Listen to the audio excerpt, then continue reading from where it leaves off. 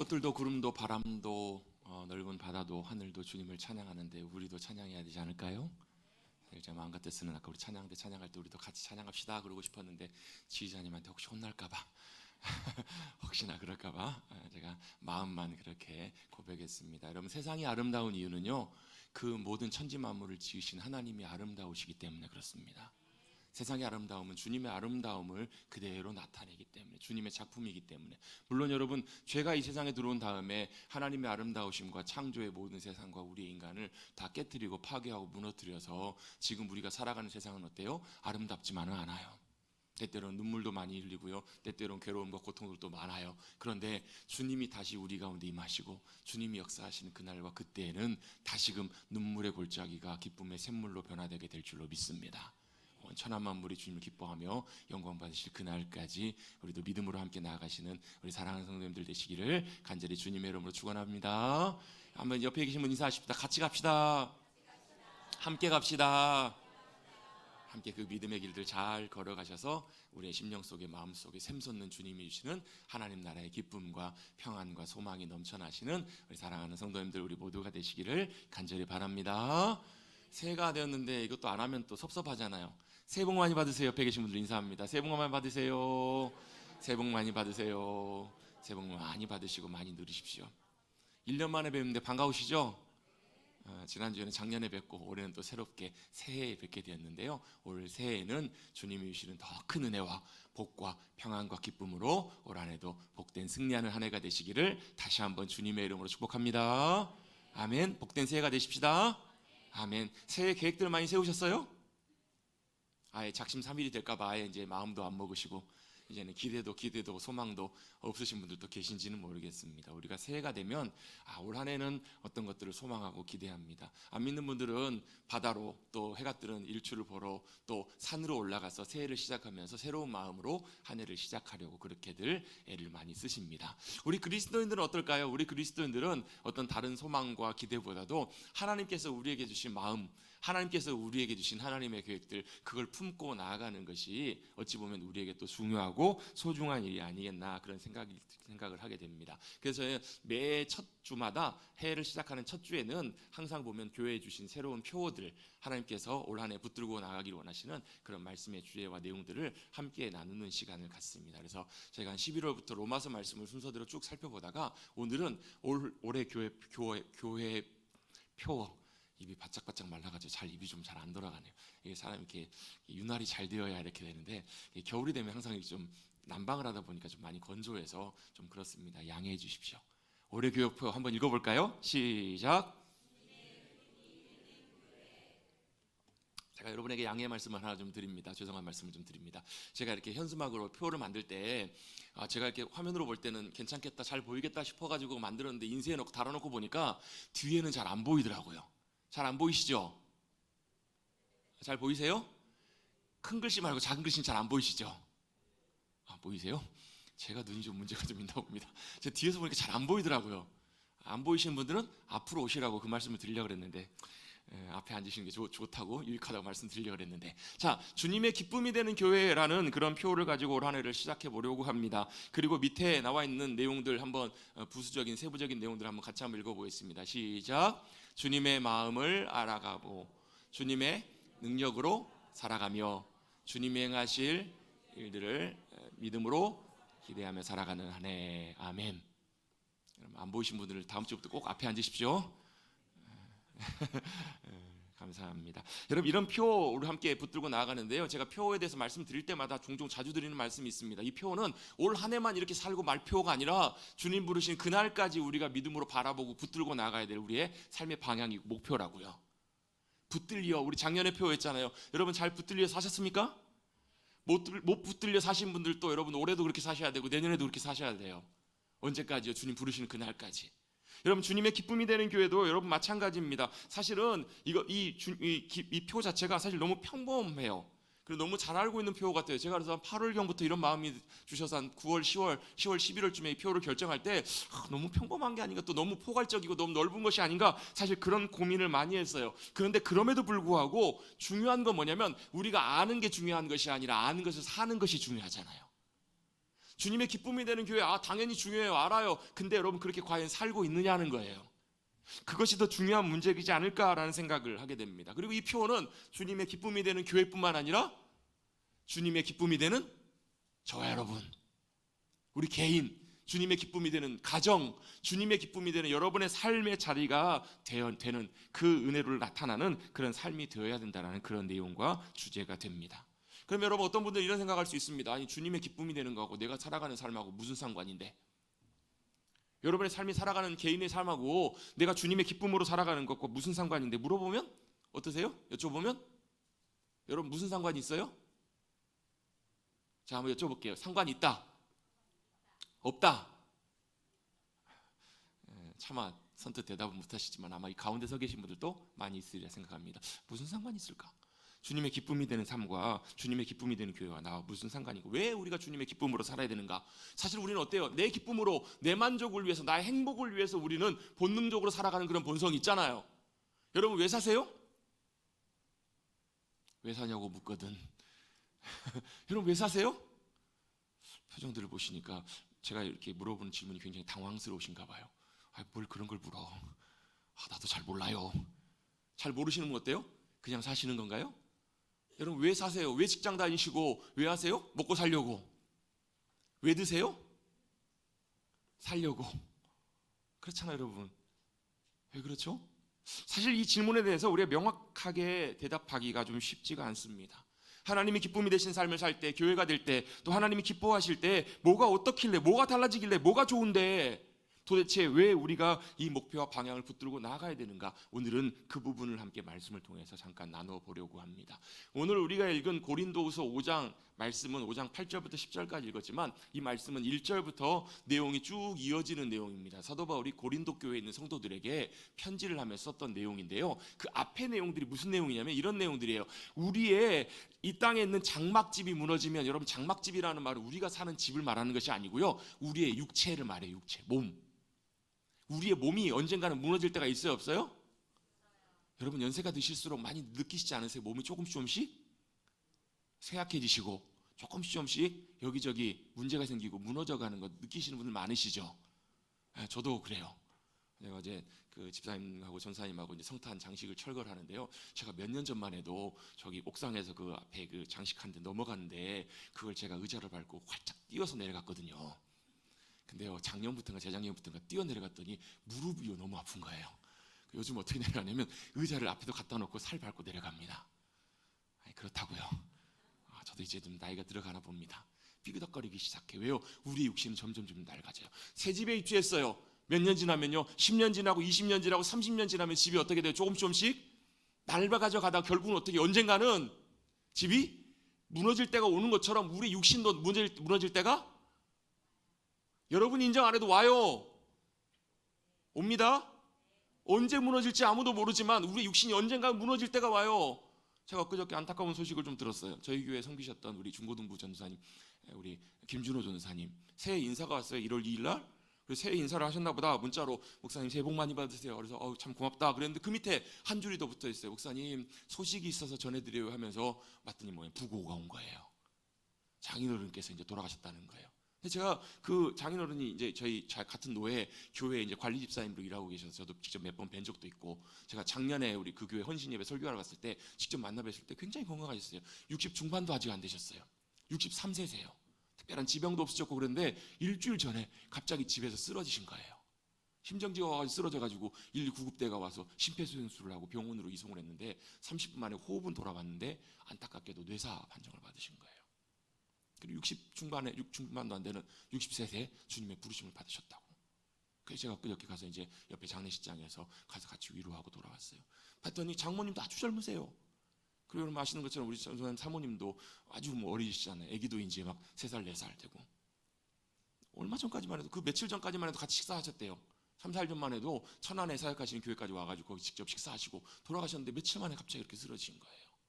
여러분 우리의 인생에 육신의 질병이, 우리의 육체의 집이 무너지는 것이 언제 올지 아무도 장담할 수가 없잖아요. 여러분 갑작스럽게 여러분 우리에게 그 죽음이 찾아올 수도 있고요. 마지막이 찾아올 수도 있고 아무도 장담하지 못하는 삶을 살아요. 그런데 사도 바울은요. 우리의 육체의 장막집이 무너질 때가 오는데 그럼에도 불구하고 우리에게는 뭐예요? 믿음 가운데 약속된 것이 있다. 하늘에 있는 영원한 장막집이 우리 가운데 임하기를 원한다.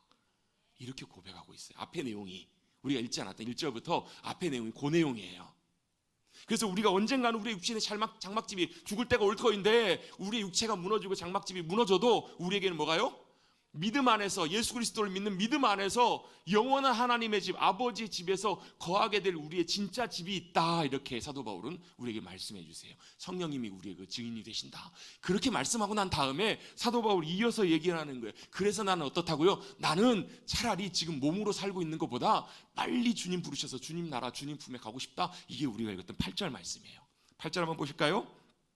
우리가 담대하여 원하는 바는 차라리 아멘. 몸을 떠나서 말은 무슨 말이에요? 빨리 주님 부르심 받아서 아버지의 집, 아버지의 품, 아버지와 함께하고 싶다. 주님과 함께하고 싶다. 이렇게 지금 고백하고 있는 거예요. 아멘. 아유 감사합니다. 아멘 해주셔서. 보통의 경우는 예수 믿고 우리가 놀라운 구원의 은혜 가운데 하나님 나라를 약속으로 받았습니다. 아멘 하세요. 그럼 오늘 밤이라도 주님 부르심 우리 천국 갑시다. 그럼 아무도 아멘을 보통 안 하시는데 그렇다고요. 사도 바울은 그걸 원하고 있어요. 나는 주님 부르셔서 지금이라도 당장 주님께 떠나는 것이 내 바람이고 기대이다. 그런데 내가 지금 육체에 남아있는 이유는 내가 육체로 이 땅을 살아가는 이유는 뭐라고요? 9절입니다. 9절 한번 같이 한번 읽어봅니다. 시작. 그런즉 우리는 몸으로 있든지 떠나든지 아멘. 사도 바울은 뭘 원하냐면 내가 죽든지 살든지 죽든지 무엇을 하든지 내가 주님의 기쁨이 되기를 그렇게 애쓴다, 힘쓴다, 노력한다, 그렇게 살고 싶다. 그렇게 사도 바울이 고백하고 있는 거예요. 사도 바울은 죽는 것보다 사는 것보다 뭐가 더 중요하다고 생각했냐면 하나님의 기쁨으로 살고 싶다고, 하나님의 기쁨 되기를 원한다고 그렇게 사도 바울은 고백하고 있습니다. 그러면 도대체 주님의 기쁨으로 살아가면 뭐가 좋길래, 뭐가 달라지길래 사도 바울이 이렇게까지 이렇게 고백하고 있을까요? 물론 10절 말씀에 보면 우리가 언젠가 주님의 심판대 앞에 서게 될 텐데 그걸 염두를 해두고 말하는 그런 부분들도 없잖아 있어요. 그런데 오늘은 그 부분을 다룰 것은 아니고요. 9절 말씀을 국한해서 말씀을 좀 다룰 텐데 뭐가 좋은가? 도대체 주님의 기쁨으로 살면 뭐가 유익하길래 그런가? 여러분 종종 그런 분들이 계세요. 교회를 다니시다가 이제 신앙생활 안 하시는 분들에게 교회 다시 가시죠. 교회 가셔야죠. 이렇게 말씀드리면 이렇게 얘기하시는 분들 계세요. 교회 다니면 뭐가 달라지는데요? 교회 다니고 신앙생활 하는데 예배드리고 기도하는데 뭐가 좋은데요? 내 삶에 나아진 것이 하나도 없던데요? 이런 분들이 종종 계세요. 그런 분들 만나보신 적 있으세요? 아니면 전해보셨어야지. 교회 가시자고 권면을 해보셨어야지 그런 얘기를 듣나 봐요. 안 다니시는 분들도 그렇지만 다니다가 쉬시는 분들 중에 보면 그런 분들이 계세요. 그러면서 이렇게 얘기하세요. 내가 기도해도 하나님 안 들어주시던데, 교회 다닌다고 내가 뭐 나아지는 것도 없고 좋아지는 것도 없던데, 좋은 것도 없던데 라고 이렇게 얘기하시는 분들이 계세요. 여러분 그 말이 맞나요? 틀리나요? 감사합니다. 틀리다고 얘기해 주셔서. 근데 생각보다 많은 경우에 아마 이 자리에 앉아 계신 분들도 교회 다니시는 분들도 대놓고 얘기는 하지 못하시지만 이런 생각, 이런 마음 갖고 계신 분들 계세요. 교회는 어쩔 수 없이 다니긴 다니는데 실제로 내가 교회 다닌다고 해서 내가 무슨 큰 유익이 있는 것도 아니고, 내가 뭐 달라지는 것도 아니고, 내가 뭐 큰 이런 것도 아니고, 내가 기도한다고 하나님께서 들어주지도 않는 것 같기도 하고, 이런 생각, 이런 마음들을 갖는 것, 이건 여러분 사실 비정상적인 것은 아니라 정상적인 거예요. 나쁜 것은 아니에요. 다만 우리가 이렇게 말을 할 때 어떤 분들은 그런 분이 계세요. 이렇게 얘기했다가 안 그래도 그런데 더 혼날까 봐, 하나님께서 더 나를 벌 주실까 봐 조심하는 그런 분들도 계시지만 이 생각 속에는 뭐가 담겨 있냐면 이런 거예요. 하나님이 내가 이렇게 기도하지만 하나님께서 내가 원하는 대로 들어주세요, 안 들어주세요? 안 들어주시더만. 그리고 오히려 내가 원하지 않는 대로 하나님께서 내 길을 열어가시더만, 이렇게 생각하는 생각들이 있다라는 거예요. 또 어때요? 내가 원치 않는 어떤 힘든 이유, 내가 왜 이렇게 어려움을 당해야 되는지 그 이유를 잘 모르겠다는 거예요. 오히려 나를 더 힘들게 하고 어렵게 하고 내가 당하는 것 같다, 이런 생각, 마음들을 갖는 분들이 계세요. 그런 생각이 들 수가 있어요. 여러분 물론 오늘은 이 주제를 다루는 부분이 아니기 때문에 자세하게 다 말씀 나누진 않겠지만 중요한 건 뭐예요? 결론은 뭐냐면 하나님의 생각과 우리의 생각이 다르기 때문에 그래요. 이사야 56장 말씀 보면 하나님의 길과 우리의 길이 달라요. 하나님의 생각과 우리의 뜻이 달라요. 우리가 바라는 것과 하나님이 기대하시고 원하시는 것과 그것이 다르다라는 거예요. 뭐가요? 하나님의 생각이 훨씬 더 탁월하세요. 하나님의 생각이 훨씬 더 오르세요. 근데 우리는 뭘 보냐면 우리의 생각과 기대만 보고 있기 때문에 이게 마음에 안 드는 거예요. 이게 불편한 거예요. 자, 한번 예를 한번 들어보겠습니다. 성경에서 요셉 아시죠? 아시죠? 모르시는 분? 이따 예배 끝나시고 저 만나고 가십시오. 제가 요셉에 대해서 자세하게 안내를 해드릴게요. 성경에 요셉이라는 인물이 있습니다. 참 하나님께서 귀하게 아끼시고 사용하셨던 참 귀한 믿음의 사람이에요. 요셉이 어렸을 때 동생이 태어납니다. 엄마가 라헬이었는데 라헬이 아기를 못 낳아요. 그러다가 하나님께서 느지막하게 정말로 기적적으로 요셉을 낳게 하세요. 요셉이 이렇게 자라고 있는데 동생을 엄마가 낳다가 엄마가 그 낳는 길에 이제 산고로 죽어요. 안타깝게도 죽어요. 그 집안에 형제가 12명이었는데 요셉이 11번째고 동생 베냐민 12번째예요. 어찌 보면 친모 야곱에게 이제 아내가 첩까지 있었기 때문에 여러 배다른 형제들이 있었는데 진짜 자기 엄마는 유일하게 라헬 혼자잖아요. 근데 엄마가 동생을 낳다가 죽어가는 거예요. 요셉 입장에서 뭐 어땠을까요? 하나님 앞에 혹시 이렇게 기도하지 않았을까요? 하나님, 엄마 죽어가는데 동생 낳다가 죽어가는데 하나님 엄마 살려주세요. 이렇게 기도했을까요? 안 했을까요? 아마 했을 거예요. 했다고 쳐요. 그런데 여러분 그렇게 기도했는데 하나님 들어주세요? 안 들어주세요? 안 들어주세요. 엄마가 죽어요. 안타깝게도 죽어요. 어찌 보면 그 집에서 아빠의 사랑은 듬뿍 받았지만 오히려 그것이 편애처럼 여겨져서 형들이 어때요? 요셉을 미워해요. 아버지 심부름 갔다가 요셉이 어떻게 돼요? 형들한테 붙들려요. 구덩이에 던져집니다. 그 구덩이에서 뭐 했을까? 하나님 저 건져주세요. 건져는 주셨는데 어떻게 해요? 종으로 팔아버리는 거예요. 형들이. 아마 그가 붙들려 갈 때 요셉이 이렇게 기도하지 않았을까? 하나님, 형들이 저를 종으로 팔려고 하는데 안 팔려가게 해주세요. 안전하게 집으로 돌아가게 해주세요. 아빠 품에 아빠 만나게 해주세요. 이렇게 기도했을까요? 안 했을까요? 어찌 보면 밤마다 그렇게 눈물로 기도했을 거예요. 근데 들어주세요? 안 들어주세요? 안 들어주세요. 애굽의 종으로 팔려가요. 눈물로 끌려갔을 거예요. 거기서 좀 뭔가 잘 되나 싶더니 어때요? 억울하게 누명을 쓰고 감옥을 갑니다. 어때요? 요셉이 뭐라고 기도했을까요? 하나님, 제가 왜 이렇게 어려움을 당해야 돼요? 억울하게 저 감옥 안 가게 해주세요. 이렇게 기도했을까요? 안 했을까요? 했겠죠. 근데 하나님께서는 그 기도를 안 들으세요. 감옥에 가요. 감옥에 가서 또 술 맡은 관원장을 만나요. 잘 도와줘요. 아, 하나님 이렇게 기도하지 않았을까요? 하나님 술 맡은 관원장이 나가면 저를 잘 기억하고 잘 얘기해줘서 억울하게 누명 쓴 이것들로부터 나가서 하나님 저를 빨리 자유하게 해주세요. 하나님 도와주세요. 이렇게 기도했을까요? 안 했을까요?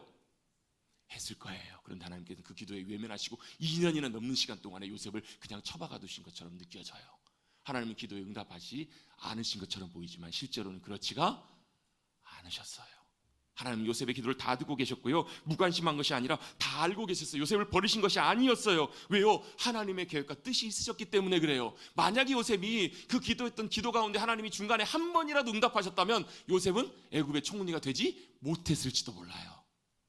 하나님께서 하나님의 계획대로 요셉을 인도하셔서 요셉을 총리가 되게 하셨기 때문에 어때요? 나중에 어때요? 요셉이 총리가 되어서요 7년의 기근 동안에 수없이 많은 사람들이 죽을 수 있는 그 상황 속에서 요셉을 통해서 하나님의 생명의 구원의 역사를 이루시잖아요. 그게 하나님의 계획이셨어요. 그게 하나님의 뜻이셨다고요. 요셉의 생각과는 달랐지만 하나님은 놀라운 일들과 역사하심들을 요셉의 삶을 통해서 보여주셨던 거예요. 그게 뭐예요? 요셉의 생각과 하나님의 생각의 차이였어요. 우리 인간도 마찬가지예요. 왜 이렇지? 이렇게 생각할 때마다 하나님은 하나님의 생각과 계획과 뜻으로 우리의 삶을 붙드시고 계시고 인도하고 계신 줄로 믿습니다. 여러분, 왜 하나님의 기쁨으로 사는 것, 주님의 기쁨이 되는 것이 왜 중요한가? 바로 여기에 있어요. 그건 우리와 상관없는 일이 아니에요. 주님의 기쁨이 바로 오기 때문에 우리의 삶의 베스트이기 때문에 그래요. 우리의 삶의 최선이 바로 뭐냐면 우리 생각하고 바라는 것보다 하나님이 원하시고 기대하시는 이뤄가신 일들이 우리의 삶의 가장 최고이기 때문에 그렇다고요. 같이 한번 저를 따라 고백해 보시겠습니다. 하나님의 일이, 하나님의 뜻이 최선입니다. 여러분 믿으시네요? 그렇게 고백하세요? 여러분, 이것이 여러분의 진정한 삶의 경험에서부터 오는 고백이 되시기를 주님의 이름으로 축복합니다. 요셉이 나중에 총리가 된 다음에 그걸 고백하지 않았겠냐고요.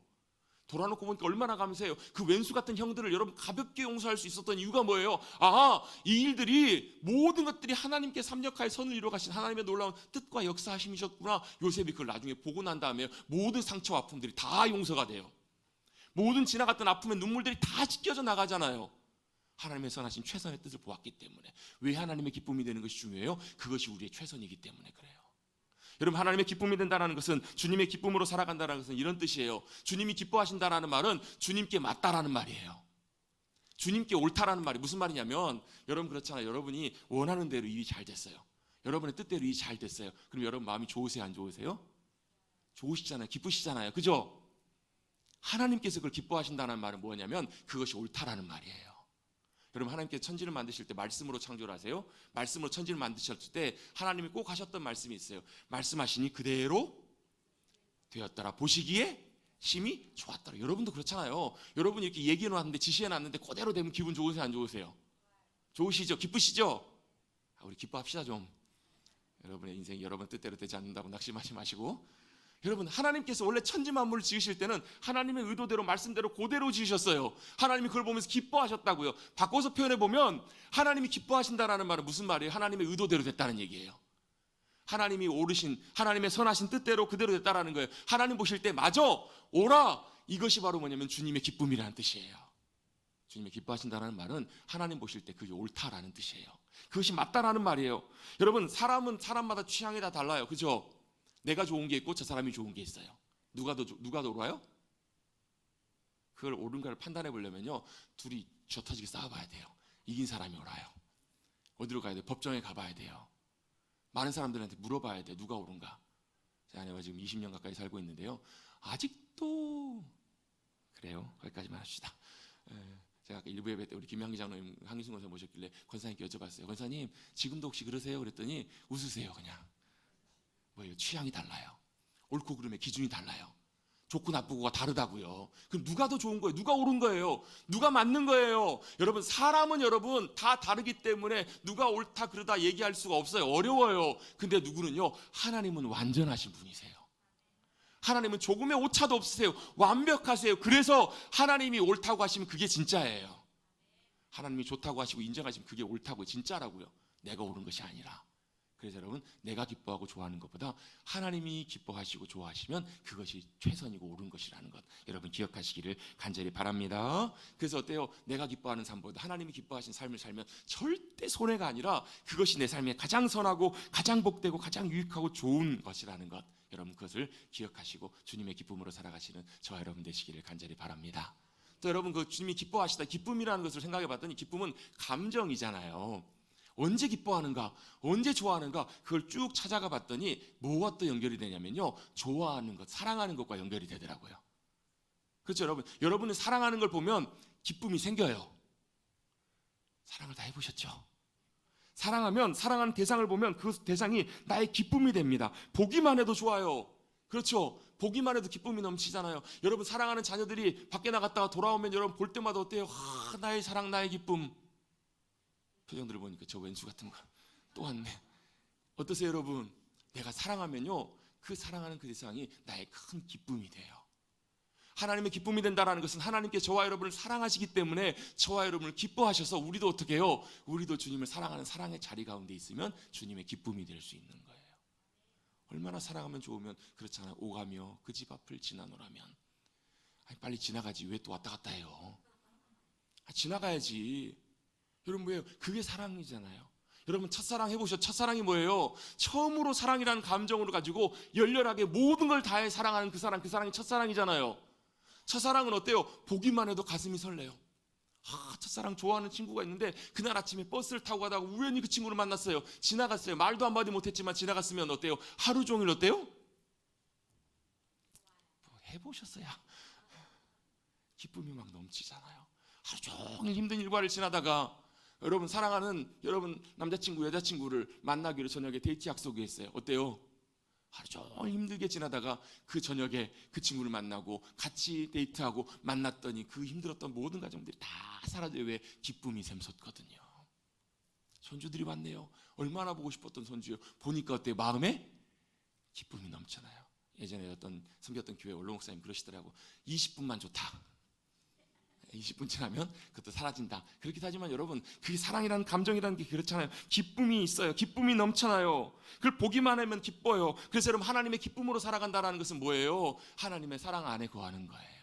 하나님의 사랑으로 살아가는 거예요. 그 기쁨이 넘치면 어때요? 하나님이 우리를 기뻐하시면 여러분, 많은 삶의 유익들과 달라지는 것들이 있어요. 어떤 식당 하시는 권사님이 그런 얘기를 하시더라고요. 참모가 기분이 좋으면 반찬이 너무 맛있다라는 거예요. 근데 참모가 기분이 나쁘면 그날은 자기도 못 먹을 반찬을 만들어낸다는 거예요. 참모가 뭐예요? 식당에서 반찬 만드시는, 일하시는 이모님들이잖아요. 그분이 기분이 좋으면 반찬이 맛있어요. 근데 그분이 기분이 나쁘면 어때요? 맛이 없어요. 여러분, 엄마가 기분이 좋아요. 그날 저녁에 고기가 나와요. 엄마가 기분이 나빠요. 어때요? 그날은 국물도 없어요. 여러분 그렇잖아요. 그것이 기쁨이에요. 물론 여러분 하나님은 기분 따라서 감정대로 마음대로 왔다 갔다 하시는 그런 하나님은 아니세요. 그런데 하나님이 기뻐하시면 가만히 있으시겠냐고요. 하나님이 기뻐하시고 좋아하시면 여러분 가만히 있으시겠냐고요. 여러분 할아버지 할머니들 여러분 만약에 내가 능력만 있다면 여러분 가정하는 거예요. 내가 능력이 있다면 예를 들면 손주가 외국으로 공부하러 간다고 하는데 학비와 생활비 때문에 걱정하고 있어요. 여러분이 능력이 되시면 어떻게 하시겠어요? 주시죠. 일부 때는 그래도 아까우신가 아무도 안 주실 것처럼 표정을 하시더라고요. 사랑하는 손주라면 여러분 당연히 할 수만 있다면 능력만 있으면 다 주지 않겠냐고요. 사랑하는 자녀가 결혼한다고 해요. 결혼하는데 여러분 내가 능력만 있다면 할 수만 있다면 여러분 최고의 것들로 좋은 것들로 다 주시지 않겠냐는 거예요. 뭐 때문에 그래요? 사랑하면 기쁨이기 때문에 그래요. 주는 것이 기쁨이에요. 아깝지가 않아요. 그것이 바로 기쁨에 담겨있는 속성이고 기쁨을 사랑할 때 기쁨에서 오는 놀라운 일들이잖아요. 여러분 하물며 모든 것들을 다 가지시고 모든 것을 하실 수 있는 전능하신 하나님께서 우리를 기뻐하신다면 하나님께서 가만히 있으시겠냐고요. 뭐가 부족하겠냐고요. 여러분 그럼 하나님의 기쁨이 되십시다. 주님의 기쁨으로 살아가십시다. 여러분 저와 여러분 주님의 기쁨이 된다면 하나님께서 우리를 가만두시지 않으실 거예요. 그럼 이제 문제는 이겁니다. 그러면 어떻게 우리가 하나님의 기쁨으로 살아갈 수 있을까? 어떻게 하나님을 기쁘시게 할 수 있을까? 그거예요. 우리는 이 질문 앞에 서볼 때 우리는 이렇게들 많이 생각을 합니다. 어떻게 하냐면 우리가 뭔가를 많이 해서 잘해서 하나님을 기쁘시게 해드려야지 이렇게 생각을 해요. 이렇게 생각하는 경향들이 굉장히 많으세요. 그죠? 그렇게 생각하고 계셨다고 하면 동일하면 고개를 한번 살짝 한번 끄덕여 보십시오. 맞으시죠? 우리는 하나님을 기쁘시게 해드리기 위해서 이렇게 해드려야지, 뭔가를 많이 드리고 뭔가를 많이 헌신하고 노력하고 애써서 하나님을 기쁘시게 해드려야지 라고 그렇게 생각하기 쉬운데요, 이건 여러분 근본적으로 좀 뭔가 문제가 있어요. 뭐가 문제가 있냐면 하나님은 부족한 것이 없는 분이세요. 우리가 헌금을 몇 억을 하나님 앞에 드린다고 해도 그건 하나님께 아무것도 아니에요. 온 천하 만물을 다 가지신 하나님 앞에 몇 억이라는 것이 사실 어떻게 보면 우리 입장에서 굉장히 큰 돈이지만 그게 큰 돈이겠냐고요? 아니라고요. 우리가 하나님 앞에 아무리 많은 것 큰 걸 드려도 하나님 입장에서 보면 뭐 내가 다 있는 건데, 여러분 그렇잖아요. 아까울 것이 없고 부족한 것이 없는 사람에게는 여러분 뭐 이렇게 갖다 줘도 감동이 돼요? 안 돼요? 감동이 안 돼요. 기쁨이 안 돼요. 여러분 세상에서 맛있는 거 다 먹어본 사람에게요, 맛있는 거 정성껏 해갖고 다 해갖고 대접하면 그것이 여러분 맛있어요? 없어요? 이거 내가 다 먹어봤는데? 그렇다고요. 이렇게 된다고요. 무언가를 하나님 앞에 드린다고 하나님의 그것이 기쁨이 되지 않아요. 또 우리가 무언가를 해서 하나님을 기쁘시게 해드려야 되겠다 하는데, 여러분 우리가 하나님이 기뻐하실 만한 일을 하려면 최소한 홍해 정도는 가르셔야 돼요. 우리가 하는 일들이 아무리 인간적으로 노력하고 열심히 해도 하나님 보실 때는 아무것도 아니라고요. 그걸로 여러분 하나님을 기쁘시게 할 수가 없다라는 것. 무언가를 하고 무언가를 드려서 하나님을 기쁘시게 할 수 없어요. 그럼 어떻게 하나님을 기쁘시게 할 수 있을까? 여러분 아이가 여러분 꼬깃꽃 코 묻은 돈으로 여러분 뭘 해요? 엄마 아빠에게 생일을 축하한다고, 결혼기념을 축하한다고 선물을 해요. 돈을 드려요. 돈이 문제가 아니라 뭐가 문제예요? 마음이 문제예요. 마음 안에 뭐가요? 사랑과 감사와 그런 감정들과 기뻐하는 그 마음들이 담겨 있을 때 뭘 받는 거예요? 돈이 문제가 아니라 그 마음 안에 담겨 있는 사랑과 마음을 받는 거잖아요. 여러분 우리 하나님 앞에 드리는 것도 마찬가지예요. 하나님 이거 드리면 기뻐하시겠지? 아니라고요. 뭘요? 주님을 기뻐하고 주님을 사랑하는 마음으로, 감사하는 마음으로 우리의 마음과 중심을 주님 앞에 드릴 때 주님은 그걸 더 기뻐하시잖아요. 왜요? 주님은 우리의 외모를 보시는 것이 아니라 중심과 마음을 보시는 분이시기 때문에 그래요. 여러분 물론 마음이 있는 곳에, 여러분 물질 있는 곳에 마음도 있습니다. 우리 마음만 받으셨으면 됐지 하면서 여러분 물질은 내 마음대로 하시는 분이 계세요. 아니요, 돈이 있는 곳에 우리 마음이 있어요. 그렇기 때문에 여러분 헌금을 왜 하는 거냐면 여러분 의무적으로 하는 것이 아니라 뭐 복 받기 위해서 하는 것이 아니라 가장 기본적으로 근본적으로 우리의 뭘 드리는 거예요? 마음을 드리는 거예요. 우리의 마음과 감사와 우리의 모든 것을 담아서 드리는 것이 바로 헌금이에요. 왜? 마음이 거기에 담겨 있어야 되기 때문에. 주님 그걸 원하세요. 그걸 기뻐하세요. 여러분 주님의 기쁨으로 드려지시는 저와 여러분 되시기를 주님 여러분 축복합니다. 여러분 그것이 바로 주님의 기쁨으로 드리는 것, 우리의 마음과 중심을, 우리의 사랑과 마음을 담아서 주님 앞에 드리는 것, 그것이 주님을 기쁘시게 해드려요. 또 어떻게 해야 주님을 기쁘시게 할 수 있을까? 주님이 기뻐하시는 그곳에 나도 함께 가 있는 거예요. 쉽게 말하면 내가 내 일을 하는 것이 아니라 주님이 기뻐하신 일을 우리도 같이 거기에 동참하는 거예요. 또 주님이 마음 아파하시고 주님이 눈물을 흘리신 그곳에 우리도 함께 거하는 것, 그게 바로 주님이 진짜 기뻐하신 일이라는 거예요. 여러분 제가 자주 강조하는 말씀이 있습니다. 로마서 말씀에 보면 우는 자들과 함께 울고 기뻐하고 즐거워하는 자들과 함께 기뻐하고 즐거워하라 로마서 12장의 말씀 나와 있는데요. 여러분 그것이 생각보다 쉽지가 않아요. 여러분 원수가 잘 됐다고 쳐보세요. 여러분 원수가 좋아가지고 막 기뻐요. 좋을 일 있어가지고 여러분 마음이 어떠세요? 겉으로는 웃고 있지만 어디가 아파요? 배가 아프잖아요.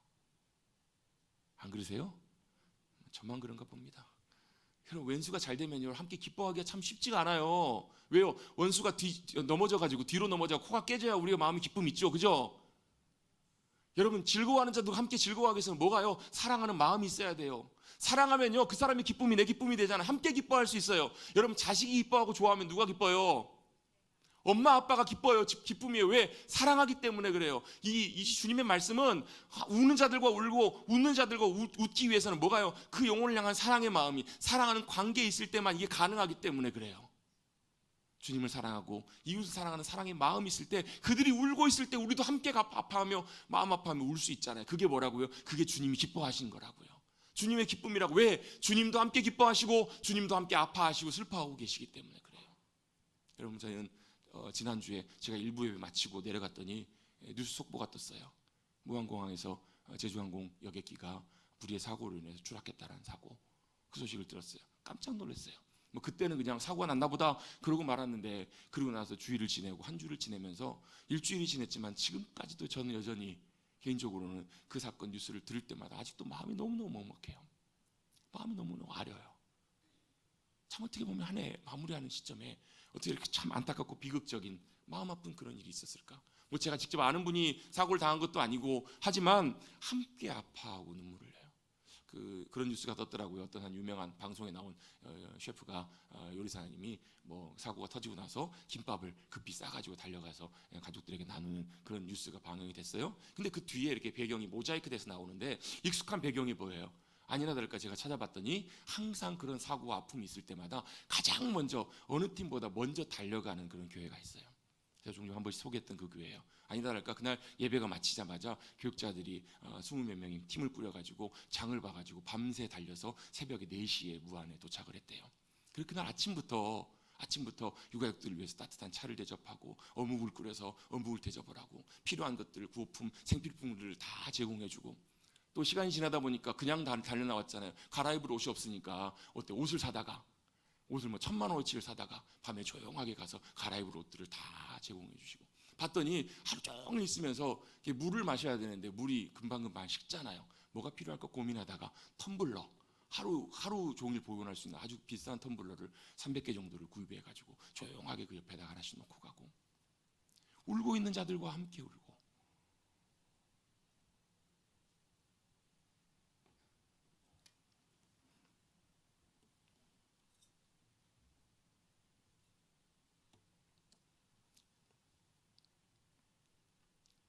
죄송합니다.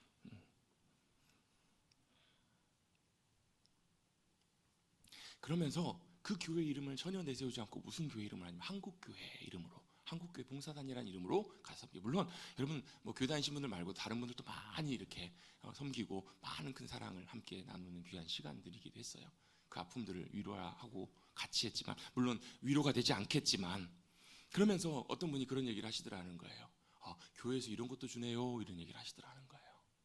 교회에서 이런 것도 주네요. 자, 그 기사를 보면서 참 감사했어요. 그들 곁에 있어줘서 참 감사합니다.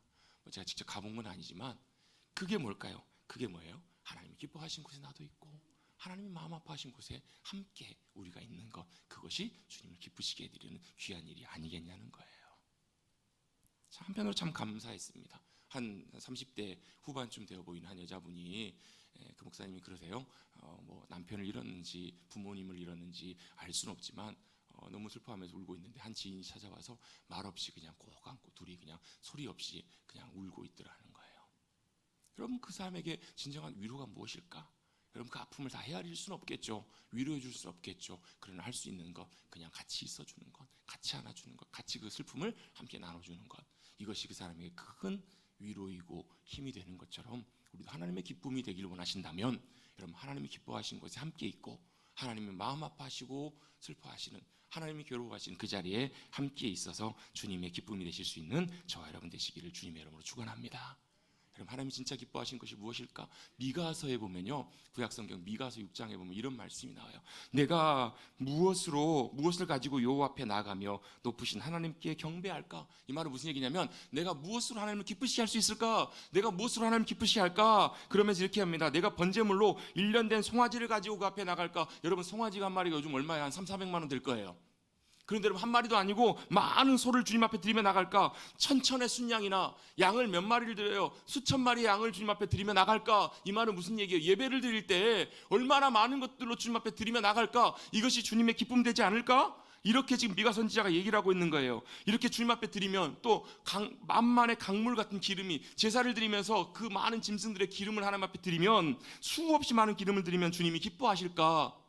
그 뒤에 이런 말씀이 나옵니다. 내 혐오를 위하여 내 맏아들을, 내 영혼의 죄로 말미암아 내 몸을 주님 앞에 열매로 드릴까? 이렇게까지 얘기를 해요. 그 말은 무슨 얘기냐면 나 때문에, 내 죄 때문에 아들을 하나님 앞에 드려야 되나? 아니면 내 자신을 주님 앞에 드려야 되나? 내 몸을 전체를 드려야 되나? 이렇게 미가 선지자가 얘기를 하고 있는 거예요. 반문하고 있는 거예요. 그러면서 결론적으로 8절에 보면 이렇게 얘기합니다. 뭐라고 얘기하냐면 사람아, 우리 모두를 향해서 얘기하고 있는 거예요. 사람아, 주께서 선한 것이 무엇임을 내게 보이셨으니, 주님이 선하게 여기시는 것, 주님이 기뻐하시는 것이 무엇인지를 자신에게 보여주셨다라는 거예요. 그게 뭐냐면 여호와께서 너희에게 구하시는 것이, 우리에게 원하시는 것이 오직 정의를 행하며 인자를 사랑하며 겸손하게 내 하나님과 함께 행하는 것이 아니냐라고 말씀하세요. 뭘 주님 기뻐하신다고요? 주님이 의롭다고 여기시는 것, 그걸 따라가고 인자를 사랑하는 것, 그건 뭐예요? 주님을 사랑하고 또 영혼을 주님 앞에 사랑하는 것, 영혼을 주님의 마음으로 사랑하는 것, 내 이웃을 우리 사랑으로, 주님의 사랑으로 사랑하는 것, 그리고 주님과 함께 겸손하게 함께 동행하는 것이 아니겠냐는 거예요. 여러분, 주님 가장 기뻐하시는 것, 주님이 기뻐하시는 그 자리에서 함께 주님과 동행하는 복된 삶인 줄로 믿습니다. 아멘. 여러분, 주님과 함께하면, 주님과 동행하는 것, 그걸 주님이 정말 기뻐하세요. 함께하면 주님과 동행하는 삶, 그걸 주님이 정말 기뻐하고 원하신다고요. 여러분, 그렇게 주님과 동행하시면서 주님의 기쁨으로 살아가시는 저와 여러분 되시기를 주님의 이름으로 축복합니다. 아멘. 그러면 어떻게 주님의 기쁨으로 살아갈 것인가? 세 가지, 오늘 표에 밑에 나와 있는 세 가지 내용들입니다. 가장 먼저 뭘 해야 되는가? 주님의 마음을 알아야 돼요. 주님의 마음을 아셔야 돼요. 주님과 동행하며 주님의 기쁨으로 살기 위해서는 주님의 마음을 알아야 합니다. 주님의 마음을 안다라는 것은 주님이 기뻐하시는 뜻, 주님의 의도, 주님의 생각과 계획, 이것들을 우리가 아는 거예요. 주님이 지금 뭘 하시고 뭘 하기를 원하시는가, 그걸 아는 것이 가장 중요하고 필요합니다. 주님의 마음을 어떻게 알아야 될까요? 제일 기본적이고 가장 중요한 것이 바로 뭐냐면 성경 말씀이에요. 주님의 마음을 아는 가장 중요하고 기본적인 것이 하나님의 말씀입니다. 하나님의 말씀을 가까이 해야 합니다. 하나님의 말씀을 읽고 묵상하고 하나님의 말씀을 통해서 주님이 원하시는 뜻을 우리가 듣고 발견하고 들어야 돼요. 작년에 제가 연말에 성경 통독하신 분들에게 통계를 쭉 내면서 봤더니 그 전에보다 2023년도보다 봤더니 평균 플러스 마이너스에서 한 4-5분 정도가 조금 더 읽으신 것 같아요. 참 감사하는 마음이 들었어요. 대략 저희 교회에서 한 해 동안 성경을 쭉 읽어가신 분들이, 중간에 물론 못하신 분도 계시지만 그래도 쭉 달려오신 분들이 숫자를 대충 봤더니 저희 교회 예배 참석하시는 인원의 보통 한 3분의 1은 벌써 좀 넘어가고 있고요. 3분의 1에서 절반 조금 안 되는 그 정도 성도님들이 같이 말씀을 읽어가고 있어요. 한편으로 참 감사하는 마음이 들었습니다. 1년에 한 번 정도씩 성경의 말씀을 쭉 따라 읽어가는 것 참 귀하고 복됩니다. 물론 성경을 그냥 쭉 통독한다고 해서 하나님의 마음을 아는 것은 아니에요. 그럼에도 불구하고 그렇게 하나님의 말씀을 읽어가면서 주님의 마음을 알기를 원하고, 주님의 말씀을, 음성을 듣기를 원하고, 주님 기뻐하시는 그 자리에 나가기를 원할 때 주님께서 참 기뻐하시고 우리의 인생의 길들을 보이시고 열어가 주실 줄로 믿습니다. 그래서 여러분, 우리 함께 가는 것, 주님과 주님의 말씀을 잘 읽고 가까이 하는 것, 그리고 뭘요? 주님의 말씀을 통해서 주님의 음성을 듣고 깨닫는 거예요. 말씀을 묵상하면서 주님께서 나에게 하시는 주님의 말씀을 듣고 깨닫고 알고 있구나, 아멘, 이렇게만 멈추는 것이 아니라 이것이 어디까지요? 우리의 삶을 바꾸고 변화시키는 그 자리까지 나갈 수 있다면, 그래서 우리의 삶의 생각들이 바뀌고 우리의 삶의 모습들이 조금씩 바뀌어가기 시작하면 주님과 동행하는 길들이 더 활짝 열리지 않겠냐는 거예요. 할렐루야. 그렇게 여러분, 주님의 마음을 잘 알아가시는 저와 여러분 되시기를 주님의 이름으로 축복합니다. 근데 문제가 또 하나 있어요. 뭐가 문제냐면, 주님의 마음을 알고 주님의 말씀을 잘 듣고 따라가기 싶은데 뭐가 문제예요? 우리가 참 연약해요. 작심? 3일이어서 아예 안 하신 분도 계신다고. 참 연약해요. 하려고 하는데 잘 안 돼요. 왜 안 돼요? 왜 안 될까요? 우리가 연약하기 때문에 그래요. 우리의 능력과 우리의 의지와 우리 모든 것들이 연약하고 부족하기 때문에 그래요. 여러분, 문제는 뭐예요? 그것을 하기에, 주님의 기쁨으로 살아가기에 뭐가 문제냐면 우리가 너무 연약하다라는 것이 문제예요. 그건 여러분 예외 없어요. 저도 마찬가지고 여기 계신 모든 분들이 다 동일해요. 그걸 어떻게 알아요? 십자가 앞에 서보면 알아요. 제가 복음에 대해서 함께 나누면서 로마서 말씀에서 복음이 뭐라고 함께 나누냐면, 복음은 우리를 구원하신 하나님의 능력이라고요. 여러분, 어떻게 죄인이 의인이 돼요? 죄의 문제가 해결이 돼야 의인이 되죠. 그 문제가 깨끗이 씻겨야 되잖아요. 여러분, 우리는요, 지금 여러분 형법상 죄를 지으면 뭐가 남아요? 그것이 분명히 죄로 판정받으면 뭐가 돼요? 전과가 남아요. 그 기록이 남는다고요. 그럼 뭐예요? 그 죄의 문제가 해결이 됐지만, 벌은 받았지만 여전히 뭐가, 우리는 죄 지었던 죄인으로 그대로 남아있는 거예요. 근데 하나님의 능력은 뭐예요? 그 모든 죄를 주님이 다 갚으시고 해결하신 주님의 능력이라는 거예요. 그래서 그 십자가의 능력이 우리를 뭐 하세요? 구원하세요. 그 십자가의 은혜와 능력이 우리를 뭐가 되게 하세요? 죄인 되어서 하나님과 상관없이 살 수밖에 없었던 우리를 의인으로, 주님의 자녀로 살아갈 수 있는 놀라운 능력이 되는 것이 바로 뭐라고요? 복음의 능력이라고요. 감사합니다. 그게 복음의 능력이고 은혜예요. 그걸 깨닫고 살아가는 것이 여러분 신앙생활이에요. 여러분, 우리의 믿음생활, 신앙생활은 교회 다닌다고 시작되는 것이 아니라 거기서부터 시작해요. 교회를 30년을 다니고 50년을 다녀도 이 복음의 은혜와 능력 가운데, 감격 가운데 우리의 인생이 시작되지 않으면 여전히 그 자리예요. 왜? 이게 진짜 성경에서 말씀하는 로마서의 복음의 진수이고 복음의 능력이기 때문에 그래요. 그런데 이것도 주님의 복음의 놀라운 능력인데요. 그러면 우리의 복음이, 십자가가 우리가 구원받을 때, 예수 믿고 구원받을 때 그때 필요하겠구나 라고 생각하는데요, 그게 아니에요. 언제요? 구원받은 그 이후에도 필요해요. 언제요? 우리가 주님 앞에, 십자가 앞에 서보면, 십자가는 뭐하고 같냐면, 제가 오래전에 말씀 나누면서 그렇게 나눈 적이 있어요. 십자가는 거울과 같아요. 십자가 앞에 서보면 뭐가 보여요? 우리 자신이 보여요. 여러분, 우리 자신 모습을 보면 어때요? 겉으로는 멀쩡해 보이는데요, 실상은 속을 들여다보면 그렇지가 않아요. 여러분, 배가 아파서 병원을 갔더니 겉으로는 멀쩡해 보이는데 검사를 해봤더니 뭐가 나와요? 아니, 아무 증상도 없었는데 병원에 갔더니 초음파를 해보고 CT를 찍어보고 MRI를 찍어봤더니 의사 선생님이 그러는 거예요. 뱃속에 암이 있네요. 겉으로는 멀쩡해 보이지만 속은 어떤 거예요? 심각한 상황이 있는 거예요. 그걸 찍어봐야, 보여야 보인다고요. 여러분, 우리가 어떤 모습인지 실체가 십자가 앞에 서봐야 알아요. 십자가를 예수님이 왜 주셨어요? 우리가 할 수 없기 때문에, 감당할 수 없기 때문에 주님이 십자가를 지시고 우리를 위해서 대신 죽어주신 거예요. 그걸 언제요? 구원받는 그 순간뿐만 아니라 매 순간 앞에 서는 거예요. 그 십자가 앞에 서 보면 저와 여러분이 어떠해요? 가능성 없는 연약한 존재임이 분명하게 여실하게 드러나요. 그래서 뭐 하는 거예요? 그래서 뭐가 필요해요? 주님의 능력과 도우심이 필요한 거예요.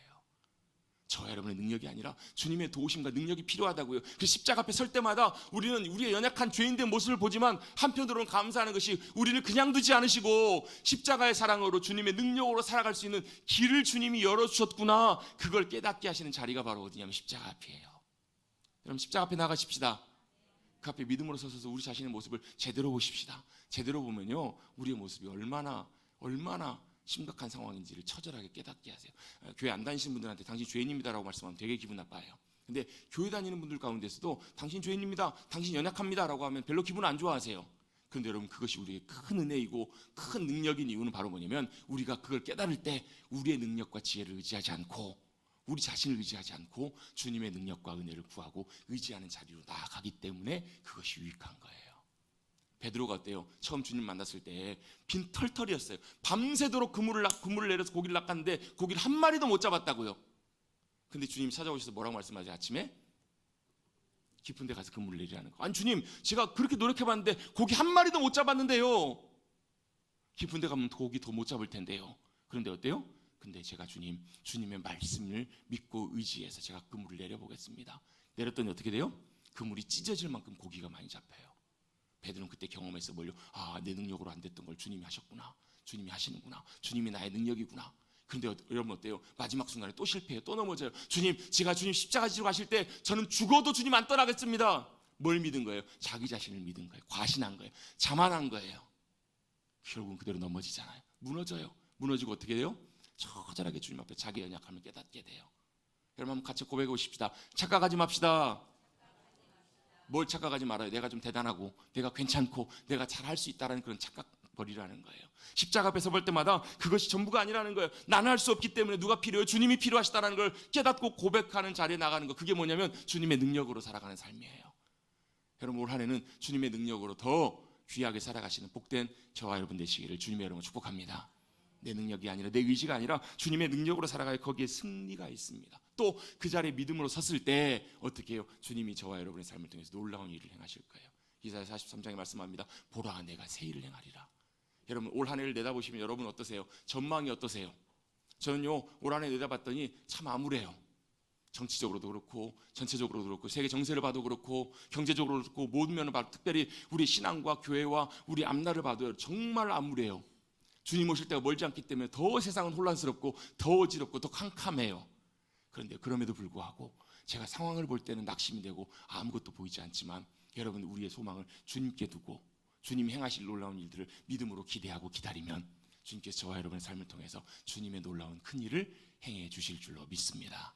그것이 바로 믿음입니다. 그 믿음 가운데 서서 주님을 기대하고 믿음으로 나갈 때 주님께서 저와 여러분의 복된 한 해의 삶을 통해서 또 앞날 우리의 모든 삶을 통해서 주님의 놀라운 일들을 이루어 주실 줄로 믿습니다. 주님의 기쁨으로 살아가시는 우리 귀한 머릿돌교회와 저와 여러분들이 모든 성도님들이 되시기를 다시 한번 주님의 여러분 축복합니다. 옆에 계신 분들과 인사 마지막으로 기도하겠습니다. 주님의 기쁨으로 삽시다. 기도하겠습니다. 주님 감사합니다. 저에게 지난 한 해를 주님의 은혜 가운데 감사함으로 잘 마무리하게 해주시고 새로운 한 해 2025년도를 허락하여 주셔서 감사를 드립니다. 우리의 인생 잠들고 눈 뜨지 못하면 주님 이 땅의 삶을 마쳐야 하지만 주님께서 눈뜨게 하시고 아침을 주시고 새해를 주신 것 주님의 크신 은혜이고 주님께 감사할 귀한 일들인 줄로 믿사오니 우리의 삶을 살아가는 날 동안에 또 올 한 해는 주님의 기쁨으로 살아가는 우리 귀한 머릿돌 교회와 우리 사랑하는 모든 성도들 우리의 가정과 삶의 자리가 되게 하여 주시옵소서. 그래서 주님 우리를 기뻐하실 때 얼마나 주님이 역사하시는지 놀라운 일들 행하시는지 믿음 가운데 바라보며 주님의 마음을 잘 알고 주님의 능력으로 승리하는 우리 모두가 되게 하여 주시옵소서. 감사드리며 예수의 이름으로 축복하며 기도드리옵나이다. 아멘.